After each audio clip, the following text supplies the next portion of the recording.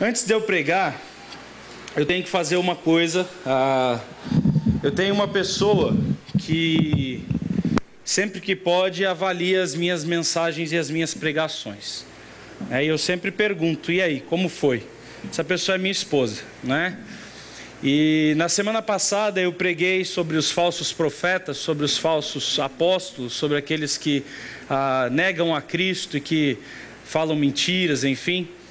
E num dado momento que eu estava falando sobre o fato de o pastor ter que cuidar da igreja como um pai protege um filho para que ele seja apresentado virgem no casamento, eu falei que se alguém mexesse com os meus filhos eu mataria. E quando eu falei isso eu me igualei a esses falsos profetas e esses falsos apóstolos. Porque desejar no coração a morte de alguém é contra a vontade do Senhor.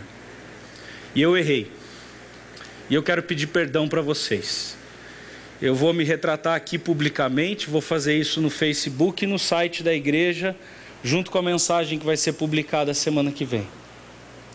Mas a Bíblia diz que o pastor tem que fazer isso em público, para ser um exemplo e para gerar temor no povo de Deus.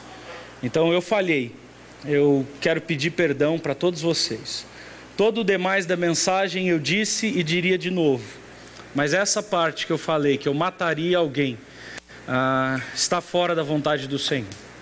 O Senhor Jesus nos ensina que nós temos que sofrer a perda, aceitar o dano, que se o nosso inimigo nos bater, nós temos que oferecer a outra face, que se ele nos atacar e pedir a água, a gente tem que dar água. Se ele pedir comida, a gente tem que dar comida. Se ele fizer alguma coisa contra nós, nós temos que entregar a justiça. Por mais que a ira nos consuma, nos tome, nós temos que entregar a justiça não nas nossas mãos, não num revólver, mas nas mãos do Senhor. Então eu quero pedir perdão para os irmãos por ter dito algo maldito e algo que não vem da palavra do Senhor, que vai contra o que Deus ensina. Me perdoem, por favor. Por favor, me perdoe. Eu deixei me levar pela emoção do momento e pela raiva de imaginar alguém fazendo mal aos meus filhos. Mas isso não justifica o meu erro. Então eu peço perdão para os irmãos. E eu prometo que tentarei, das próximas vezes, controlar, deixar que o Espírito Santo controle o meu coração e a minha ira e entregar a minha justiça nas mãos do Senhor. Amém? Vocês me perdoam, queridos? Por favor? Amém. Então vou orar agora. Pai, eu quero te pedir, já te pedi isso no meio da semana, mas eu quero pedir agora mais uma vez na tua presença, na presença do teu povo e da tua igreja. No dia em que eu deveria pregar, falando contra aqueles que pregam contra a sua palavra, eu me deixei ser instrumento do inimigo para falar algo que é contra a tua palavra. E eu quero aqui te pedir perdão, Senhor. Eu quero te pedir perdão porque eu desobedeci o Senhor, eu fiz algo que não te agrada, eu falei algo que é contrário ao que o Senhor ensina. E o Senhor sabe o quanto que isso me doeu depois. Quanto eu lutei com isso durante toda essa semana. Mas eu acredito que o Senhor Jesus Cristo morreu na cruz do Calvário pelos meus pecados. E eu tenho certeza, Senhor, que os meus pecados, todos eles, estão lavados e remidos no sangue do Cordeiro. E eu me entrego nas tuas mãos de graça, Senhor. Me ajuda, Deus, a ser um homem que honra o teu nome e que fala somente aquilo que vem da tua palavra. Ó Senhor, me abençoa para que erros como esse possam ser corrigidos, para que não se repitam. Me ajuda, Senhor, com pessoas que sejam sinceras, que amam ao Senhor, que amam a sua palavra e que me exortam e que me ajudam a crescer e a ser um crente melhor. Obrigado, Senhor, pela esposa que o Senhor me deu, que foi boca do Senhor para que hoje eu estivesse aqui neste momento. Limpa-me, Senhor, e lava-me. E agora todos nós, ó Deus, vamos abrir a Tua palavra, que nós possamos abri-la, entendê-la e, dirigidos pelo Teu Espírito, deixar com que as nossas vidas sejam transformadas por ela. Eu peço isso por mim, porque eu preciso muito disso, Senhor. E eu peço pelos meus irmãos também, no nome do Senhor Jesus. Amém? Amém. Vamos olhar para a palavra do Senhor agora? Se você tem a sua Bíblia, nós estamos estudando a segunda carta de Paulo aos Coríntios. Obrigado, Márcio. Capítulo 11. E nós vamos hoje continuar falando sobre os falsos profetas, porque esse é o assunto de Paulo até o final do capítulo 12. Então Paulo vai lidar com os falsos profetas, com os falsos mestres, com os falsos apóstolos, com aqueles que, dito cristãos, usam a palavra de Deus para benefício próprio, para se vangloriar, para enriquecer e distorcem a palavra de Deus. Mudam a palavra de Deus, para que a verdade seja de acordo com o coração do público e não com o coração de Deus. Isso nós vimos na semana passada. Hoje eu pus uma frase como título, que descreve bem, que é um bom resumo disso do que Paulo vai dizer aí. Flexível com a igreja. E Paulo está lidando com uma igreja, com uma comunidade, a comunidade de Corinto, que era uma comunidade que estava aceitando os falsos profetas, que estava dando corda para esses caras. E Paulo vai se mostrar flexível com essa comunidade, lidando com ela em amor, tentando ensiná-la o caminho correto. Mas Paulo se mostra inflexível para com o falso profeta. E nesse texto, Paulo não só, porque até aqui, no texto que nós vimos na semana passada, ele vai dizer que esses falsos apóstolos, que esses falsos mensageiros, eles são, no texto da semana passada ele dizia deles superapóstolos.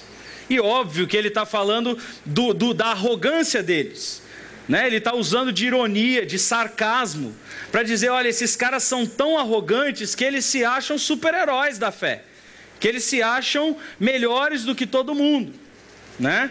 Então, uma das características desses homens.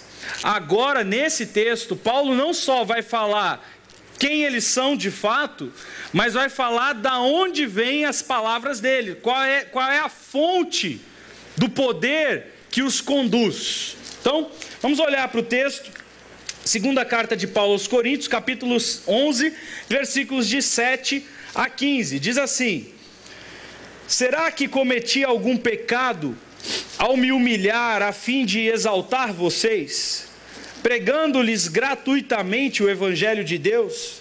Despojei outras igrejas, recebendo delas sustento a fim de servi-los.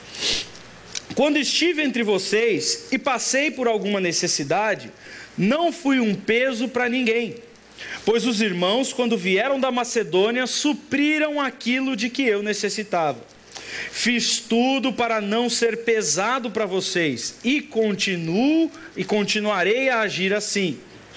Tão certo como a verdade de Cristo está em mim, ninguém na região da Acaia poderá privar-me deste orgulho.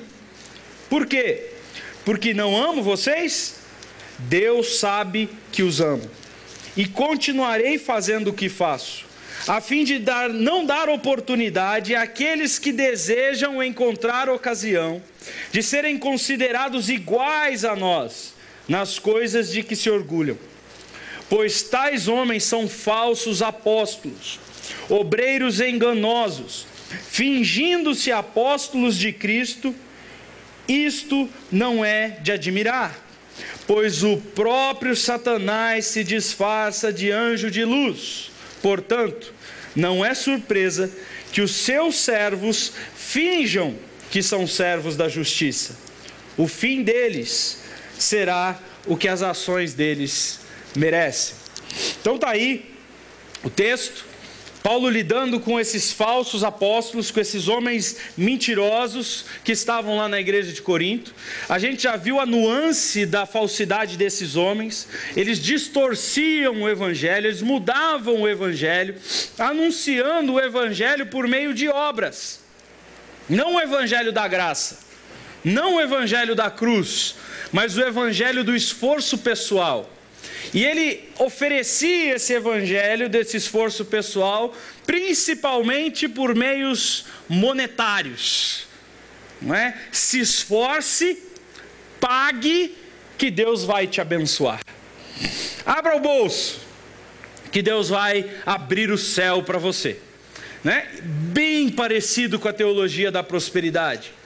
E esses caras, Paulo fala no texto anterior que eles eram ávidos de ganância, que o negócio deles era fama, poder e dinheiro, que eles queriam saber da glória do nome deles, e por causa disso eles queriam chutar Paulo para fora da igreja de Corinto, para tomar conta não só da igreja de Corinto, mas de toda a região da Acaia, onde a igreja estava. E aí começa uma disputa de Paulo com esses caras. No começo do texto ele é um pouco irônico, e ele começa com ironia aqui. Ele diz assim: será que eu cometi algum pecado em me humilhar? Existe algum pecado na humilhação? Na verdade, o que acontece não existe pecado. Pelo contrário, se nós formos seguir os ensinos de Jesus, nós vamos ver que o que Jesus ensinou foi justamente isso. Aquele que se humilhar será exaltado, e aquele que se exalta será humilhado. Então, na verdade, o objetivo, o foco central da vida cristã não é a exaltação. O foco central do cristianismo é a humilhação. E isso tem a ver comigo e com você, não só com o apóstolo Paulo e com a comunidade de Corinto. Porque o que está bombando na nossa sociedade, o que está bombando no nosso mundo é o egocentrismo. É o antropocentrismo, o homem como centro da existência, e esse homem como centro da existência, ele tem que vir ao mundo para acontecer. Então as pessoas estão atrás de dinheiro, as pessoas estão atrás de poder, as pessoas estão atrás de fama, as pessoas estão atrás de glória pessoal. Eu até mencionei aqui na semana passada um programa de televisão que abriu vagas de um reality show, e as pessoas, sem sequer cogitar o que era esse reality show, se inscreveram de carrada, aos milhares.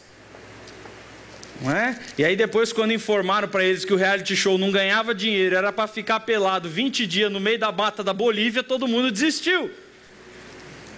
Não teve uma inscrição. Mas só para você ver o quanto as pessoas são gananciosas. Abre-se uma vaga para fama, porque você ir para um reality show é o quê? Dinheiro, aparecer na televisão, pousar na revista Playboy, passar em todos os programas de entrevistas, Jô Soares e para lá, não é? E o seu nome ser exaltado. É isso que as pessoas estão procurando. Tem gente que vende a alma para o diabo, literalmente. Faz tudo pela fama, faz tudo pelo dinheiro, faz tudo pelo sucesso. Não só nesses meios televisivos, mas muitas vezes dentro dos seus trabalhos, nas suas empresas. Trabalham que nem loucos, trabalham que nem condenados, para que alcancem o ápice da carreira. Eu me lembro de uma entrevista do Roberto Justus, dizendo assim, na época que ele estava com aquele programa que as pessoas subiam lá, que ele fazia avaliação para quem ia entrar na empresa dele e tal, esqueci o nome do programa. O Aprendiz. Eu me lembro de uma entrevista dele na época desse programa Aprendiz, ele dizendo para o repórter o seguinte: eu estou hoje como o maior publicitário do Brasil, porque eu aprendi que para eu chegar no meu estado eu tinha que pagar o preço que fosse. Eu não vi os meus filhos crescerem, eu perdi 2 esposas no meio do caminho, eu perdi minha família, e assim, mas hoje eu estou aqui, eu sou rico, eu sou poderoso, eu sou famoso, eu tenho uma posição no mercado e todo mundo me respeita por causa disso. E as pessoas se orgulham disso. Elas falam: olha, cheguei nesse ápice de sucesso, de fama, a qualquer custo. E eles consideram a perda da esposa, dos filhos, de quem quer que seja, como um custo válido. Vale tudo para isso. E é com esse tipo de pessoa que Paulo está lidando aqui. Mas não é esse tipo de pessoa do mundo. Ele não está falando de gente que não é crente, de gente que não conhece a Jesus Cristo, que não conhece o Evangelho. Não. Ele está dizendo, olha, esse tipo de arrogância, esse tipo de ganância pode tomar conta da igreja. E hoje nós olhamos o nosso país, igrejas lotadas, cheias, de centenas de milhares de pessoas que não estão indo lá por causa de Jesus. Aliás, Jesus é a última pessoa mencionada nesses lugares. Venha para cá que você vai ficar rico. Venha para cá que Deus vai te abrir uma porta de emprego. Venha para cá que tudo vai dar certo na sua vida. Venha para cá que a sua doença será curada. Venha para cá que tudo que você imagina vai dar certo. Tudo que você pedir vai acontecer. Participe da campanha dos 70 dias. Venha nos 15 dias de oferta. Dê 100 que Deus vai te dar 1000. Dê 1000 que Deus vai te dar 10.000. Você já não ouviu isso por aí? É o que mais se ouve por aí. E é isso que Paulo está combatendo. E ele está olhando para essa comunidade de Corinto e está dizendo assim, olha, quando eu fui ter com vocês, eu me humilhei. Será que eu cometi algum pecado quando eu me humilhei? E Paulo está falando isso sendo super hilário, super sarcástico. Ele está dizendo, olha, eu me humilhei e não cometi pecado nenhum, vocês estão tudo louco, vocês estão pensando da maneira errada. E Paulo fala, quando eu me humilhei com o propósito de exaltar vocês, de honrar vocês. E aí Paulo fala do princípio maior do cristianismo, de quando nós nos humilhamos, quando nós nos rebaixamos, quando nós abrimos mão de nós mesmos em favor de outras pessoas que não merecem o nosso favor. Não foi exatamente isso que Jesus fez na cruz do Calvário? Se humilhou, não considerou que ser Deus era algo, uma condição em que ele deveria se apegar, de estar. Tomou a forma de escravo, viveu aqui como um ser humano. Você imagina? O Deus do universo tendo que comer a nossa comida, tendo que usar os nossos banheiros, tendo que dormir nas nossas camas, o Deus criador de todas as coisas. E ele ainda não se atentou, não se apegou somente a essa condição de servidão, mas ele foi viver de mendicância. Ele não tinha teto, ele comia porque as pessoas davam esmolas para ele, porque convidavam ele para comer. E ainda não contente com isso, ele desceu ainda mais, morrendo a morte da cruz do Calvário, que era o pior tipo de morte que alguém poderia morrer naquele tempo. Como é que alguém que vai seguir esse Deus consegue pensar em exaltação pessoal? E Paulo está dizendo, se nós queremos ser seguidores de Jesus, o nosso padrão tem que ser o mesmo. Quando eu estive com vocês, eu fiz isso. Eu me humilhei e o propósito da minha humilhação foi exaltar vocês. Foi melhorar a vida de vocês. Fui eu que fui aí pregar o Evangelho. Se tem alguém salvo em Corinto, nesse contexto, foi por causa de Paulo. E é muito interessante a realidade que Paulo vem dizer logo na sequência do texto, porque ele diz assim, eu despojei outras igrejas por causa de vocês. Mas nós vamos já olhar para isso. Paulo, não está funcionando aqui.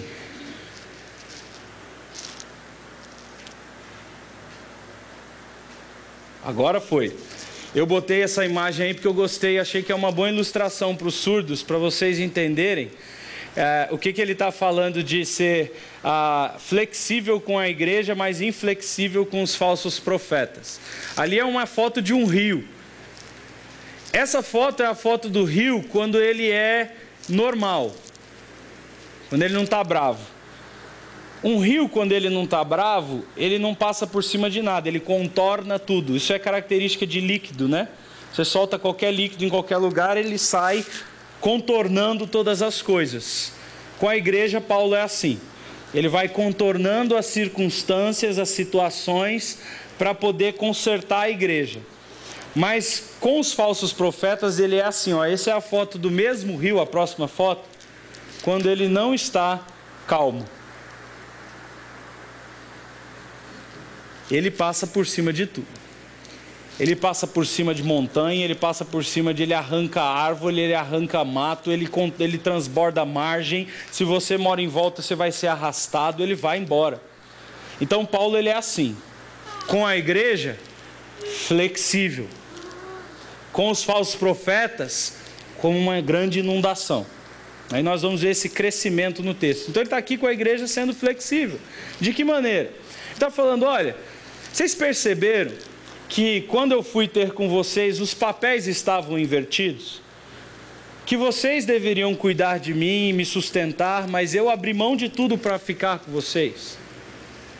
Eu me esforcei, eu me humilhei, eu abaixei até o máximo limite possível para abençoar vocês. Mais ou menos que nem aquela imagem ali, né? Então a igreja de Corinto, que deveria puxar o apóstolo, está em cima da carruagem e o apóstolo puxando a carruagem. É o extremo da humilhação. Paulo se humilha. De que maneira Paulo se humilha? Primeiro, ele se humilha aceitando e lidando com as acusações falsas. Você imagina isso? Você vai para um lugar visando o bem das pessoas. Você leva uma mensagem verdadeira e fiel, que pode salvar a vida das pessoas. E essas pessoas são realmente salvas e transformadas por causa dessa mensagem. E depois disso, começam a atacar o apóstolo Paulo. E Paulo, ao invés de chegar e dizer assim, vocês vão se danar, não quero nem saber de vocês, é problema de vocês, vocês arrumaram, vocês estão me acusando, então fiquem sozinhos. Não, Paulo insiste. Paulo escreve 3 cartas aos Coríntios, declarando o amor, declarando a correção, declarando a disposição de ensinar de novo, de repreender de novo, de ajudar de novo, de ir além, insistindo numa pessoa que não quer mudar. Você já teve que lidar com alguém assim? Você tentar ensinar alguém que não quer aprender? Você tentar mudar alguém que não quer mudar? Não é humilhante? É humilhante. Paulo está se sujeitando a isso por causa daquela comunidade. Quer mais humilhação? Paulo teve sustento insuficiente. No texto diz ele, enquanto eu estive com vocês, eu passei necessidade. Passei fome aí. Passei frio aí. Tive problemas sérios com dinheiro aí. Só que isso, gente, é uma mensagem muito, muito estranha. Sabe por quê? Porque a cidade de Corinto era rica. A comunidade de Corinto era uma comunidade abastada. De todas as igrejas cristãs existentes naquela época, a comunidade mais rica era a comunidade dos coríntios. Era a comunidade que tinha mais recursos. Foi uma das comunidades que menos teve perseguição contra eles. Não houve perseguição em Corinto. O evangelho sempre foi pregado com paz, com tranquilidade em Corinto. Pessoas ricas se converteram na comunidade de Corinto. E aí você pensa o seguinte, bom, então o pastor dessa igreja vai estar bem suprido. Não, Paulo está dizendo, quando eu estive aí pastoreando vocês, eu passei necessidade. Passei necessidade. Olha que vergonha para essa comunidade. Uma comunidade que tinha recursos, ouvindo do seu apóstolo, do seu fundador, que passou necessidade lá. Olha outra coisa que ele diz, eu não pude me dedicar completamente ao evangelho. Sabe por quê? Porque enquanto Paulo esteve em Corinto, por causa da necessidade, porque a igreja não o supria, ele teve que trabalhar. Então ele, junto com Áquila e Priscila, fizeram tendas do tempo que ele morou lá em Corinto. Então ele não pôde se dedicar exclusivamente ao evangelho, se dedicar exclusivamente à pregação, ao ensino, porque ele tinha que deixar o ensino e ir trabalhar, fazer tendas para poder se sustentar. E isso foi um impedimento gravíssimo para o ministério de Paulo lá em Corinto. E que é até hoje um impedimento de muitos pastores. Às vezes a gente olha alguns pastores pregando e a gente fala assim, esse cara não estudou. É óbvio que ele não estudou. O cara saiu de casa às 6 horas da manhã. Ele pegou 2 horas de trem para chegar no trabalho dele às 8 horas. Aí ele passou o dia inteiro carregando lata de cimento na cabeça, saco de cimento, virando massa, trabalhando de pedreiro ou de professor numa escola pública ou fazendo sei lá qual trabalho for. Aí ele sai do trabalho dele às 6, 7 horas da tarde para pegar outras 2 horas de ônibus e chegar na igreja às 8 horas, muitas vezes com uniforme de trabalho, para poder pregar. O que você acha que vai sair desse púlpito? Por mais que ele ame a Jesus, por mais que ele tenha condições para querer servir ao Senhor Jesus, que tipo de mensagem vai sair?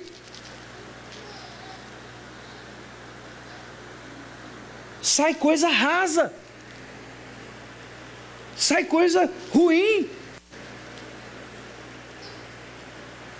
Para eu estar aqui falando com vocês hoje, queridos, só essa mensagem que você está ouvindo aqui, só essa, foram mais de 30 horas de trabalho, sentado com o texto, no hebraico, no grego, fazendo análise sintática, exegética. Eu li 3 livros para estar aqui.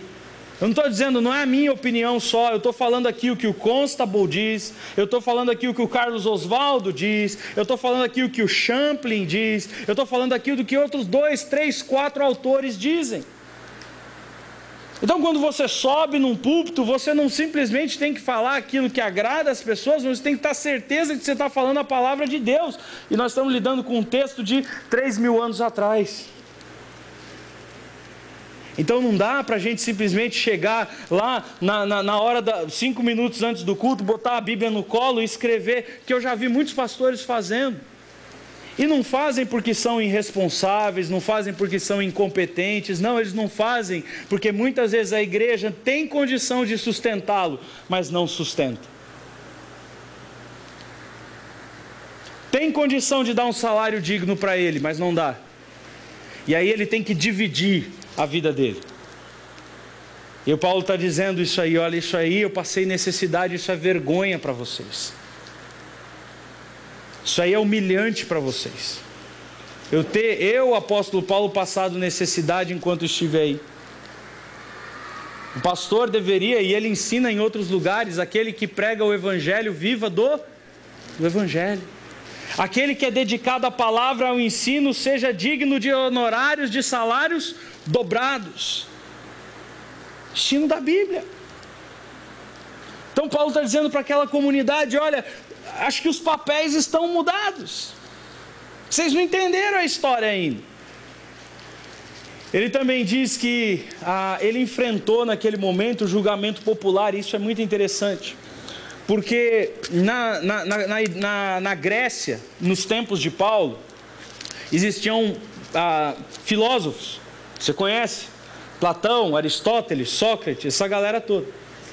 O filósofo era tido como a pessoa mais importante da sociedade. Ele era aquele cara que elevava o pensamento da sociedade, e através da elevação do pensamento da sociedade, ele melhorava aquela sociedade. Então, os ricos, as pessoas bem financeiramente, elas faziam questão de sustentar os filósofos. Então, por exemplo, Sócrates, Aristóteles, Platão, famílias ricas, chegavam e falavam assim, você é um filósofo importante para a nossa sociedade, nós vamos bancar você. E não era só bancar tipo a casa e a comida, eles bancavam luxo para os caras. Esses caras viviam no maior luxo possível, porque dentro da perspectiva greco-romana, o filósofo era a pessoa que estava acima de toda a sociedade. Aí Paulo está dizendo, Paulo, o pensador de vocês, aquele que produz praticamente uns 70% do pensamento cristão do Novo Testamento, quando estive aí, fui fazer um trabalho de costureiro de tenda, que era um trabalho braçal. E dentro da sociedade de Corinto, isso foi um problema sério. Porque a sociedade de Corinto passava e falava assim, mas não é esse aí que é o cara que é o apóstolo da igreja lá? Fazendo trabalho braçal. Então é isso que Paulo está pensando nesse primeiro versículo, quando ele diz assim, olha, eu quando estive aí, me humilhei. Eu me sujeitei a esta condição para estar com vocês, a ser a piada da sociedade, a não me dedicar ao ministério integralmente. Eu tive que trabalhar, eu tive que passar necessidade aí, e ele vai além.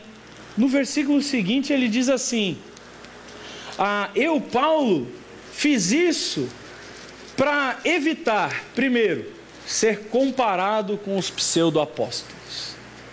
Vou dizer assim, eu me sujeitei a essa humilhação para não ser comparado com esses gananciosos que tem por aí.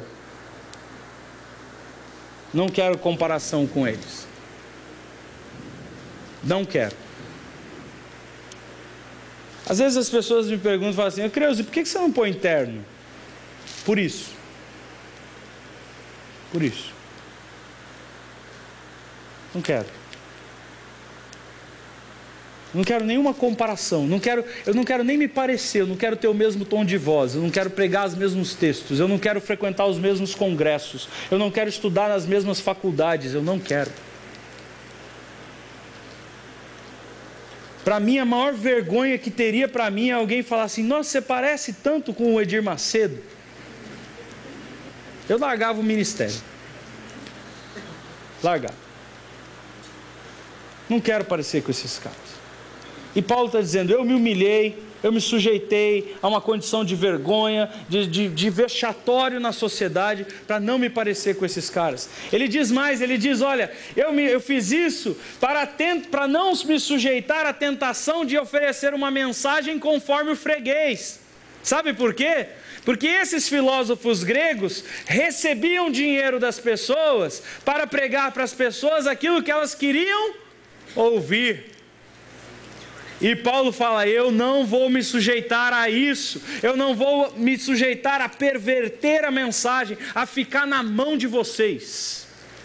E meus queridos irmãos, como tem nos nossos dias pastores que sobem nos púlpitos e pregam aquilo que as pessoas querem ouvir, aquilo que as pessoas gostam de ouvir, uma mensagem curta, de 10, 15 minutos, pouco conteúdo teológico, bastante figurinha, bastante piada, bastante coisa engraçada, para você sair dali leve, e muitos deles fazem isso, não estou dizendo que é todos, mas muitos deles fazem isso com um motivo, não querem perder o seu emprego, não querem perder a sua fonte de renda, eles ficam de rabo preso com a igreja.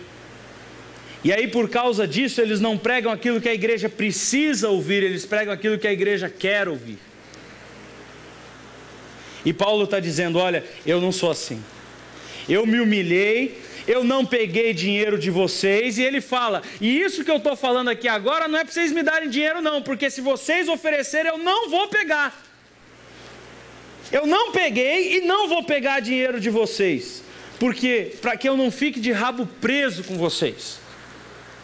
Para que a minha mensagem não seja pregada por causa do dinheiro que eu recebo. E isso, queridos, é uma coisa que você deve notar num pastor de qualquer igreja. Eu posso dizer a mesma coisa do Márcio e de outros homens de Deus que eu conheço, eu subo aqui sem nenhum medo. Se quiser me mandar embora amanhã, manda. Não é a igreja que me sustenta.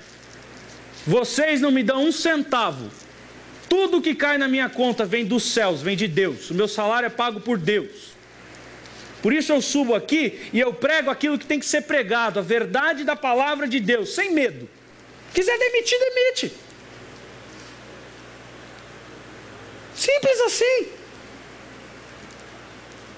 Não tenho conchavo. E eu não subo aqui pregando para A, para B, para C, para A, para agradar esse. Não vou falar tal coisa porque o fulano está passando por isso. Não vou falar isso porque o fulano está desse jeito. Não, eu vou falar o que tem que ser falado, aquilo que está escrito na Bíblia. Esse é um pastor que está comprometido com a verdade. E é isso que Paulo está falando. O meu compromisso é com a verdade. O meu compromisso não é com vocês, igreja de Corinto. E eu vou falar aquilo que Deus quer que vocês ouçam. E ele escreve 3 cartas para os Coríntios, sendo que 2 delas, meu amigo, pancada. Paulo ele diz isso porque ele está pensando o seguinte: olha, eu não cobro para pregar o Evangelho. E é uma vergonha, queridos, como isso está assim, disseminado nas igrejas. Eu recebo ligações constantes de igreja me convidando para pregar. Sabe qual é a pergunta primeira que eles fazem? Pastor, quanto você cobra?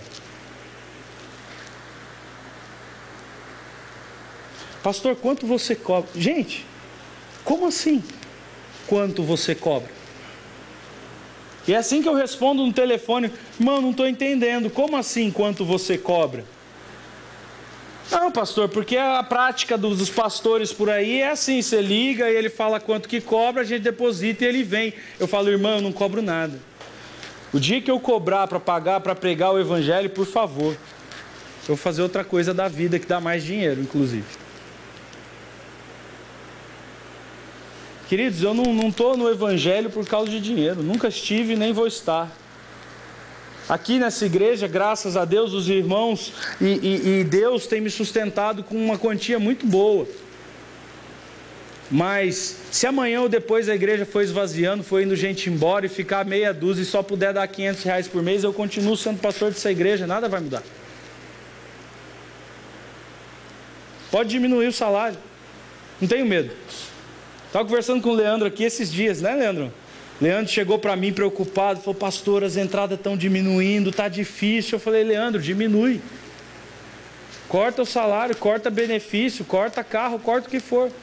Mas e como é que você vai ficar? Eu não sei como é que eu vou ficar, Deus vai cuidar disso. Mas você não vai procurar outra igreja? Não vou procurar outra igreja, eu vou ficar aqui. Deus me quer aqui.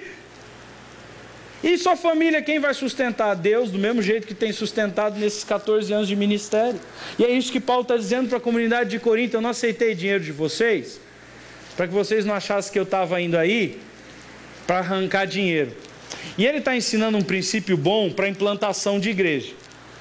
Se um dia a gente for implantar uma igreja, vai lá levar o Evangelho para alguma cidade que não tem nada de Evangelho, quem que tem que sustentar o missionário lá?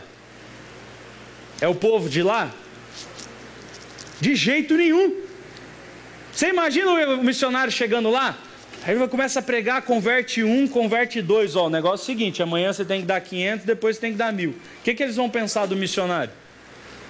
Ou veio para cá pegar dinheiro. Principalmente num lugar onde não tem nada de Evangelho. Então, quem tem que sustentar o missionário? A igreja. A igreja que já existe, a igreja que o enviou. Dá todos os recursos. Olha só que interessante. Paulo usa a hipérbole do Robin Hood às avessas, roubando do pobre para dar aos ricos. Paulo ele diz assim: quando eu estive com vocês, a situação foi tão absurda,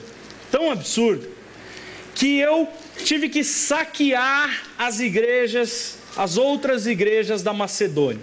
Olha só que interessante, a palavra que ele usa aí é o seguinte: nas igrejas antigamente, na nossa não tem, porque nós somos evangélicos, a gente não tem nada de objeto sagrado aqui. Mas você está acostumado com o catolicismo, no Brasil a gente tem isso, então tem candelabro de ouro, tem vela, castiçal de ouro, tem não sei o que lá de ouro, incensário de ouro, tudo de ouro, né? Paulo está dizendo o seguinte: eu, quando estive aí, eu fui nas igrejas, peguei os objetos de fé deles e usei os objetos de fé deles para me sustentar enquanto eu estive com vocês. Só que ele está falando das igrejas da Macedônia. Você sabe quais são as igrejas da Macedônia? Filipe, Colosso. Só que tem um detalhe sobre essas igrejas. Igrejas paupérrimas, miseráveis, pobre de maré de si. E gente que estava sobre intensa perseguição. Porque na região da Macedônia houve uma grande perseguição sobre a igreja.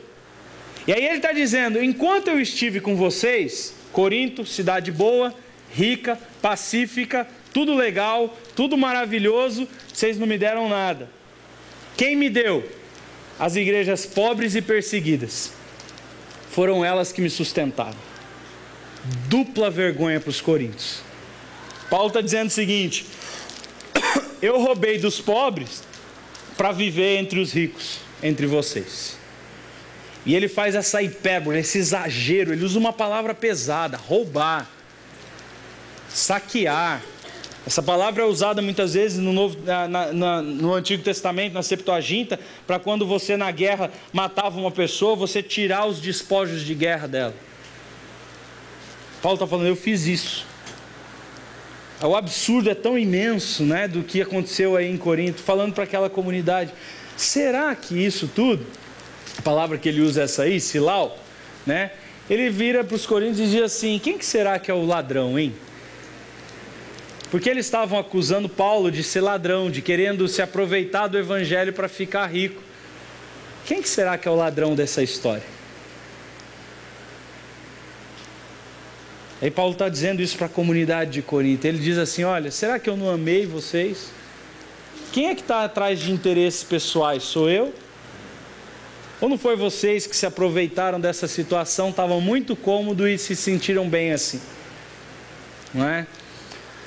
Aí Paulo então diz para eles no versículo seguinte, olha, eu não fui pesado para vocês. Eu estive aí e eu não levei nem um peso para vocês. Eu fui leve, né? Eu não tive peso, não tive, meu serviço em vocês não teve interesse econômico algum. Na verdade, quando eu fui pregar aí em Corinto, Paulo está dizendo para aquela comunidade, eu não ganhei nada. Não ganhei nada em Corinto. Só perdi. Interessante que as igrejas que ajudaram Paulo também tinham a mesma visão de Paulo, né? O que as igrejas que ajudaram Paulo ganharam em Corinto? Porque tem muita igreja que é assim. Eu tenho um amigo que ele era missionário no Egito. Sabe Egito? Sabe essa galera do ISIS? Essa galera aí que está explodindo bomba aí, ele era missionário lá. Ficou lá 5 anos. Em 5 anos no Egito ele conseguiu começar o discipulado com uma pessoa. O que é tudo bem, maravilhoso. Sabe o que a igreja dele fez aqui no Brasil? Ó, volta aqui para o Brasil. Pagaram a passagem, ele voltou para o Brasil? Pois não. Você não está rendendo lá no Egito. Você não está dando lucro para a gente. Não está valendo para a gente gastar o dinheiro que a gente gasta com você lá no Egito, porque não está... Quantas vidas você salvou? Ah, nenhuma. Não, então, nós vimos aqui que tem um missionário na América Latina que já salvou 20 vidas aqui em um mês. Então, você pode voltar, traz sua família de volta, fica por aí. Nós vamos lá investir em outros lugares que estão dando mais lucro. Tem muita igreja que é assim, que investe em missões e fica esperando do missionário. Quantas vidas salvaram? O que aconteceu? As igrejas, Paulo falou, eu não tinha interesses em investir em vocês, e as igrejas que investiram em mim também não ganharam nada investindo em vocês. Não é? Paulo ele diz, olha, eu tenho uma determinação permanente, ele não para de investir naquela comunidade, mesmo depois daquela comunidade há tantos problemas. O amor de Paulo por eles é um amor abnegado, um amor sem medida. Paulo diz, olha, fica evidente que eu amo vocês. Não tenho que ser dito do meu amor por vocês. Eu me humilhei, eu me rebaixei, eu me coloquei numa condição de inferioridade, eu passei necessidade, foi difícil e eu estou continuando aqui, continuo aqui oferecendo para vocês o mesmo amor. Paulo também, então, ele diz o seguinte, eu, por causa disso, não vou me calar.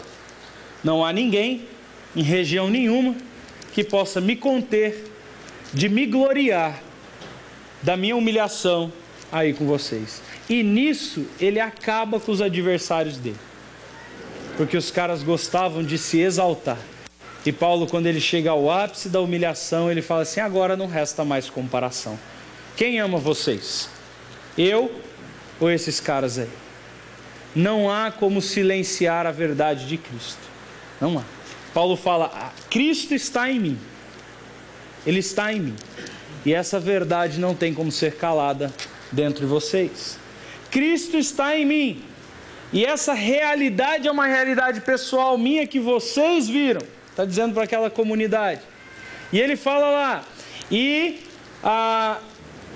ele fala da leveza em comparação, a auto-humilhação em comparação com a glória que os outros caras buscavam. Eu me humilhei, os outros caras estão buscando usar vocês para o benefício deles, para a riqueza, para a glória pessoal.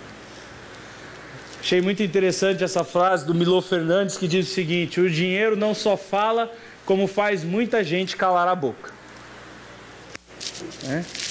E tem muita gente por aí que não está pregando o evangelho verdadeiro, que não está pregando a verdade da palavra de Deus, porque não dá dinheiro. Como diz o pastor Márcio sempre aqui na nossa igreja, pregar o evangelho não enche igreja e nem faz ninguém rico. Se tem alguém ficando rico por causa da pregação do evangelho, pode ter certeza, tem alguma coisa errada nessa pregação. Pode ter certeza. E aí, ele vira e fala: olha, esses caras aí, na verdade, eles são igual a essa imagem aí. São lobos em pele de ovelha. Eles se fingem de homens justos, de pregadores do evangelho, mas na verdade eles não são. Na verdade, eles são servos de Satanás. Eles são servos de Satanás. Eles estão querendo devorar as ovelhas de Deus. Esses caras aí, eles não estão interessados. Parou de novo aqui. Eles não estão interessados em servir-se do evangelho, mas servir-se do evangelho e não acrescentar ao evangelho. Eles são falsos. São falsos. São fingidos. Parece crente, fala igual crente, veste igual crente, se comporta como crente, mas lá no meio da mensagem dele ele põe uma coisinha que destoa do que a palavra ensina. Lá no meio da pregação dele ele adiciona uma palavrinha, ele tira um verbozinho, ele pega um texto fora do contexto. E aí ele oferece um evangelho que tem cara de evangelho, tem jeito de evangelho, parece evangelho, mas não é o evangelho de Cristo Jesus. Então ele fala: esses caras são falsos, eles são enganosos. Nos versículos anteriores ele fala dos coríntios, ele fala: eu tenho medo que vocês, como Eva, caiam na mesma armadilha da serpente. E a serpente, queridos, o que ela fez lá no jardim do Éden? Ela pregou o que para Eva? Mentira? Não, ela só falou verdade, só que distorcida.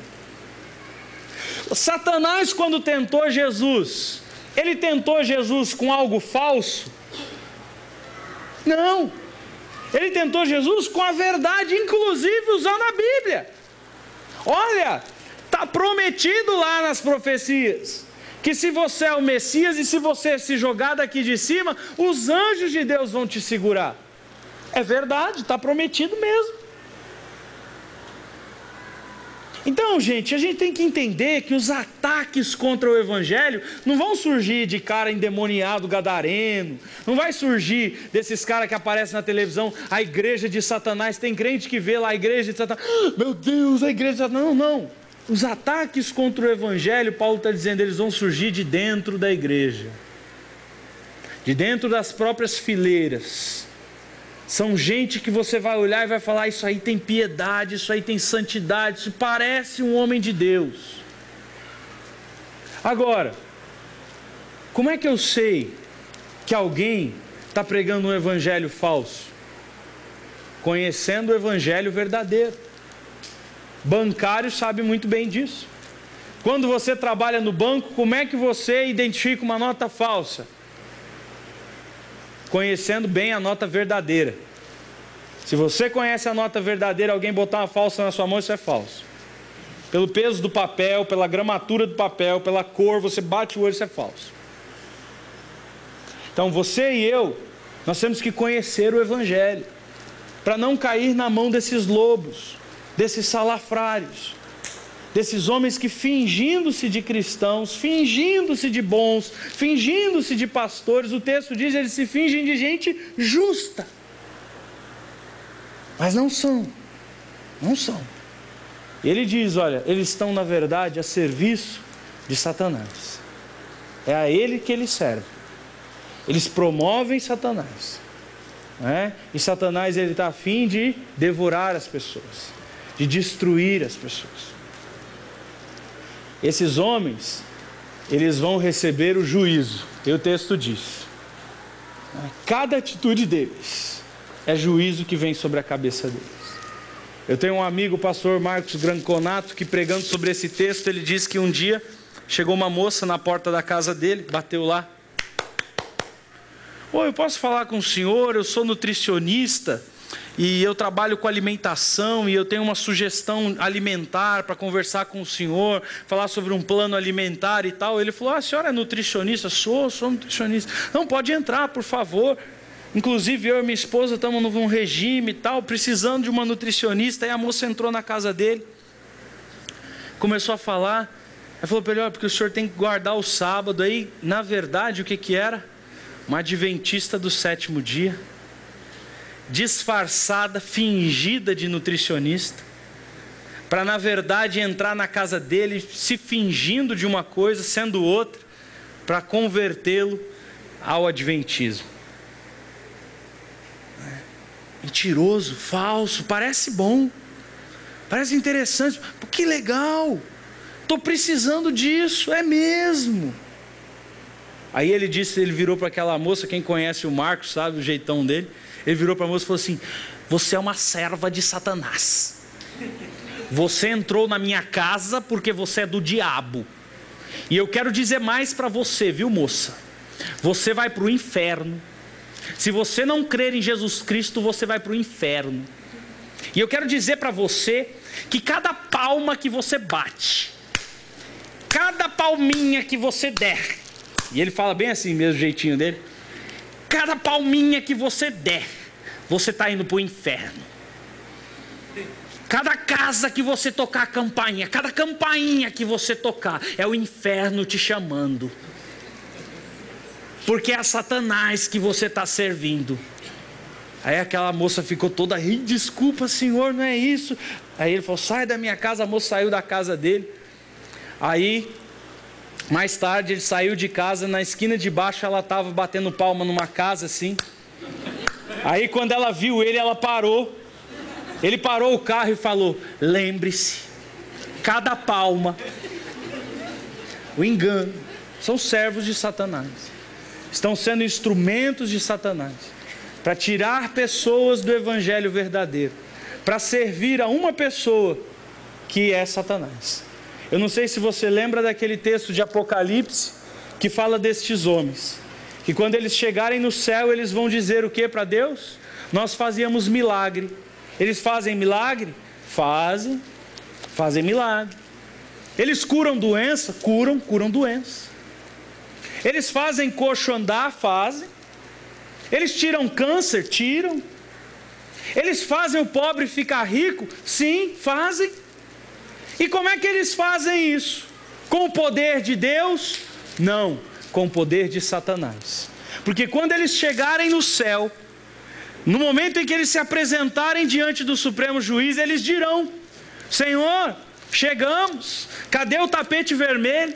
Cadê o trono para a gente? Olha nós aqui, fizemos milagres em teu nome, nós falávamos de Jesus e fazíamos milagres e dizíamos que era Jesus.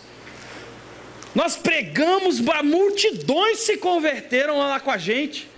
Aí Jesus vai olhar para eles e vai falar assim, quem são vocês? Nunca vos conheci.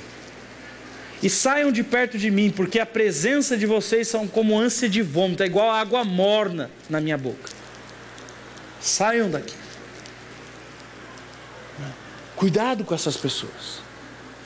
E é interessante que Paulo, ele se preocupa inclusive de dar nome para os bois. Porque algumas pessoas me criticam dizendo assim: ah, pastor, você pode falar, mas não pode dar o nome. Eu posso sim. E eu posso com base bíblica, porque Paulo fez isso. Quando ele escreve para Timóteo, ele diz assim: Timóteo, cuidado com Alexandre. Tem um ferreiro aí chamado Alexandre, esse cara é do capeta, é emissário de Satanás, cuidado com ele. Numa outra carta para Tito, quando ele escreve para Tito, ele fala: Tito, fica esperto com um cara chamado Himeneu e com outro cara chamado Alexandre. Por isso você tem nome, filho, cuidado botar o nome filho de Alexandre, viu? Os dois Alexandre que aparecem na Bíblia são falsos profetas. Brincadeira, essa vai pro Guidão. Beijo, te amo.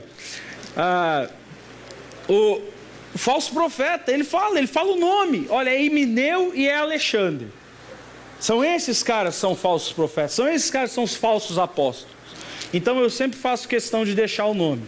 E eu quero deixar uma lista aqui para a gente terminar. Eu vou deixar uma lista para você ver. Cuidado com esses caras que eu vou mostrar aqui. São falsos profetas, são emissários de Satanás, são pessoas que não pregam o evangelho de Jesus Cristo. Parece crente, parece bonito, parece de Deus, mas não é. Não é.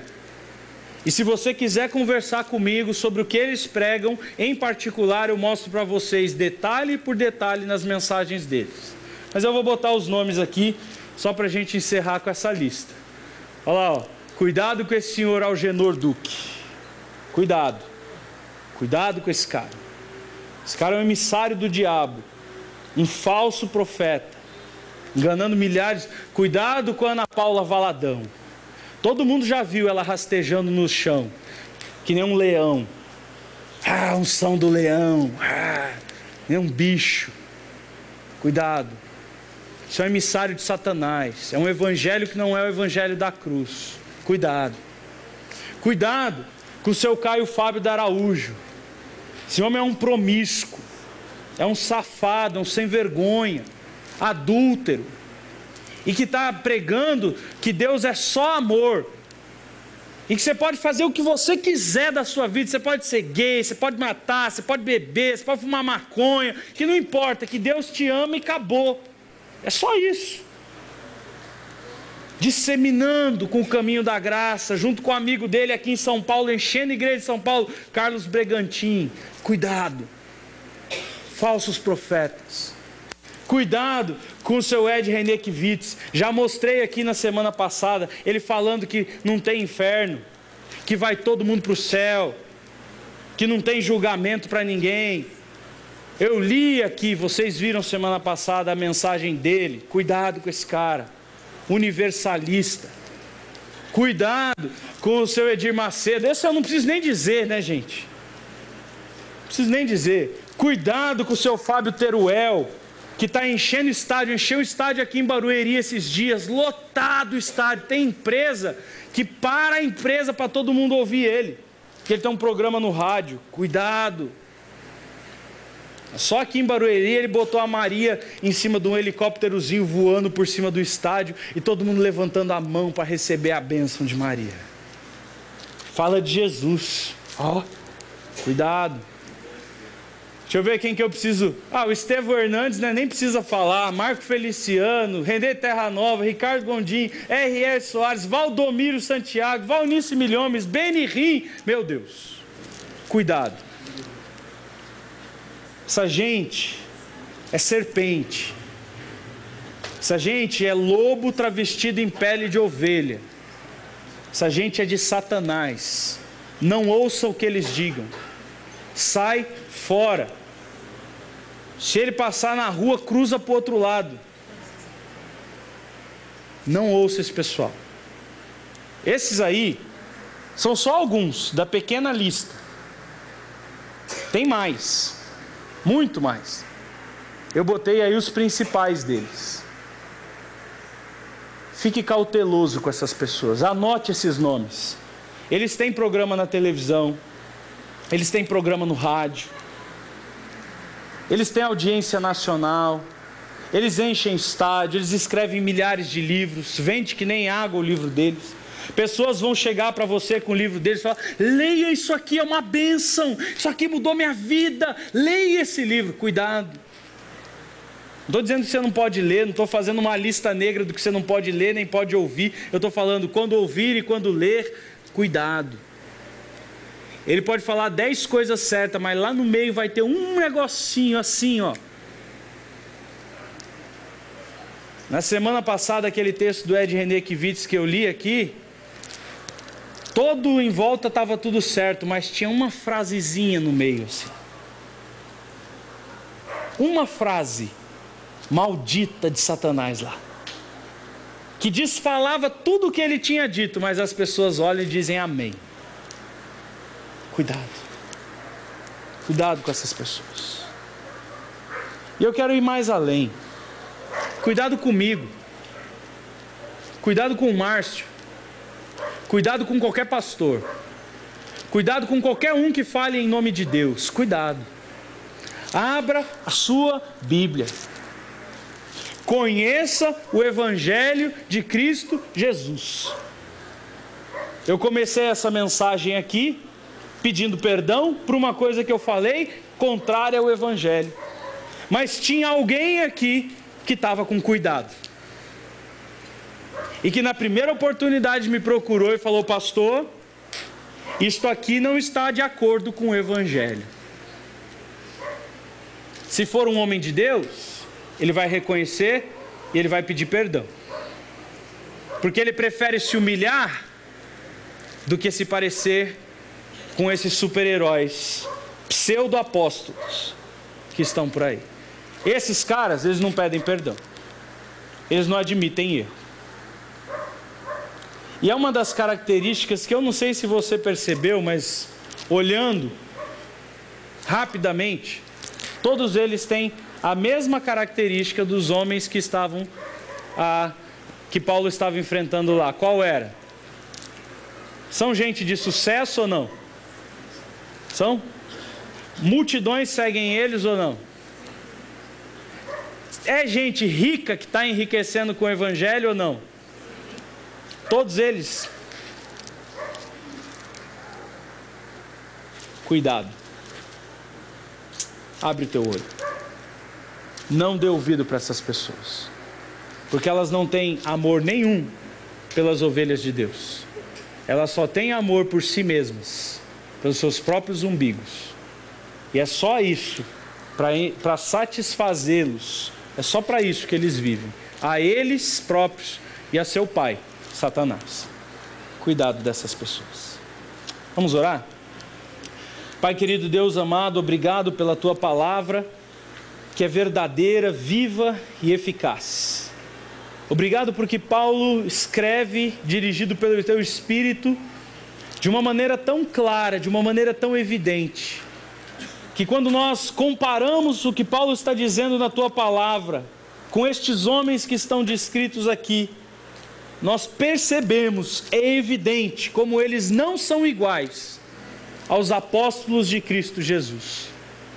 Como eles são tão diferentes do que Paulo foi. Como eles são tão diferentes de homens humilhados, quebrantados, que estão dispostos a sofrer a perda, a passar necessidade, a abrir mão pelo Evangelho. Ó Deus, nos ajuda como teu rebanho, como povo de Deus, a conhecermos o Evangelho verdadeiro de Jesus Cristo, para nos acautelarmos desses homens, emissários de Satanás, que têm o propósito de roubar, matar e destruir as ovelhas do Senhor. Ajuda, Senhor, com que as tuas ovelhas possam comer pastos verdejantes, e não essa palha oferecida, suja, torpe, podre, pelos falsos profetas. Abre os olhos de pessoas aqui, Senhor. Toca corações, ó Deus. Que pessoas tenham o desejo de buscar mais a tua palavra, o desejo de conhecer mais a verdade, para não ser enganado quanto à mentira.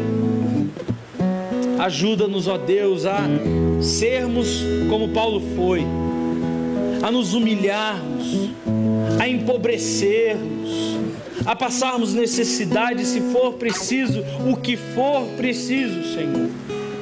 Nos ajuda a sermos completamente diferentes destes homens gananciosos que estão atrás somente da sua própria glória e do seu próprio nome.